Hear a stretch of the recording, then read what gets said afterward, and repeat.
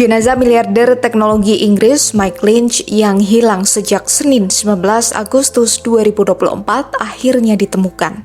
Tepatnya 3 hari kemudian atau pada Kamis 22 Agustus 2024, jasad Lynch ditemukan oleh penjaga pantai Italia di antara puing-puing kapal pesiar Bayesian yang tenggelam di Porticello, Pulau Sisilia, Italia.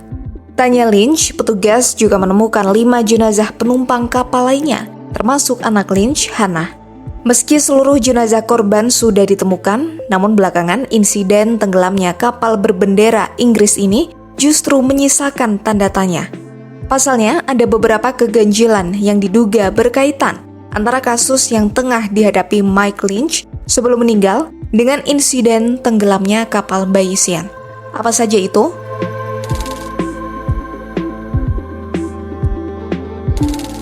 Perlu kita tahu, Mike Lynch sendiri adalah seorang pendiri perusahaan perangkat lunak Autonomy Corporation yang juga dijuluki sebagai Bill Gates dari Inggris.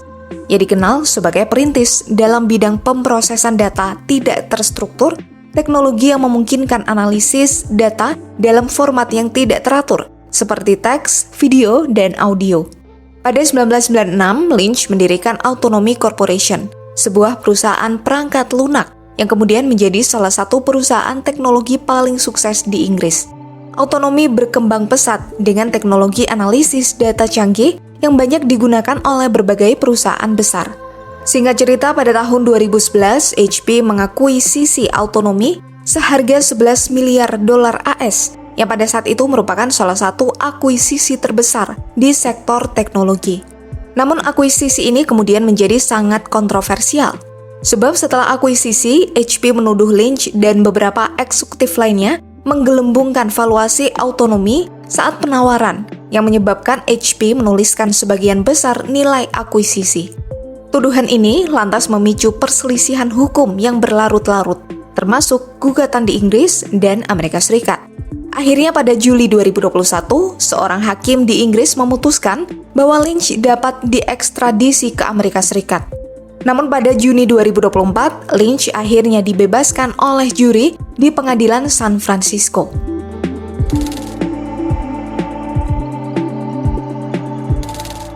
Entah kebetulan atau tidak, namun Lynch dan orang-orang yang ada di sekitarnya perlahan-lahan mulai merasakan dampaknya. Setelah Lynch dibebaskan pada Juni 2024, mantan kepala keuangan Autonomy Sushovan Hussain tiba-tiba dijebloskan penjara dalam kasus yang berkaitan, yang tak lain dugaan penipuan atas penjualan Autonomy Corporation ke HP pada tahun 2011. Kemudian sebelum petaka kapal Bayesian, mantan wakil presiden keuangan Autonomy Stephen Chamberlain yang juga terdakwa kasus yang sama bersama Lynch tewas dalam kecelakaan lalu lintas di Cambridgeshire, Inggris pada Sabtu 17 Agustus 2024. Setelah tewasnya Chamberlain, 2 hari kemudian Mike Lynch turut meninggal dunia. Ia meninggal dunia karena tenggelam akibat kapal pesiar mewah yang ditumpanginya disebut terkena badai dahsyat di lepas pantai Sisilia, Italia pada Selasa 20 Agustus 2024 menjelang fajar. Lagi-lagi kebetulan atau tidak, penumpang yang ada di kapal maut itu berkaitan dengan kasus yang sebelumnya menjerat Lynch. Seperti contohnya ada Jonathan Bloomer, kepala non-eksekutif Morgan Stanley International, sekaligus saksi di sidang Autonomy untuk membela Lynch. Kemudian ada Chris Morvillo beserta istrinya, Neda Morvillo. Keduanya adalah pengacara Lynch dalam sidang penipuan itu.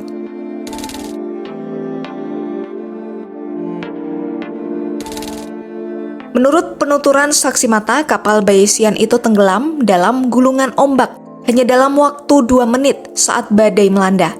Ini terasa janggal, sebab dengan ukuran panjang 56 meter, kapal mewah sebesar Bayesian sebetulnya dirancang tahan kemasukan air beberapa jam tanpa tenggelam. Pakar kapal pesiar super di Inggris mengatakan volume air yang dibutuhkan untuk menenggelamkan Bayesian juga sangat besar. Ini karena kompartemen di super yacht itu dirancang untuk melindungi dari bencana, termasuk badai.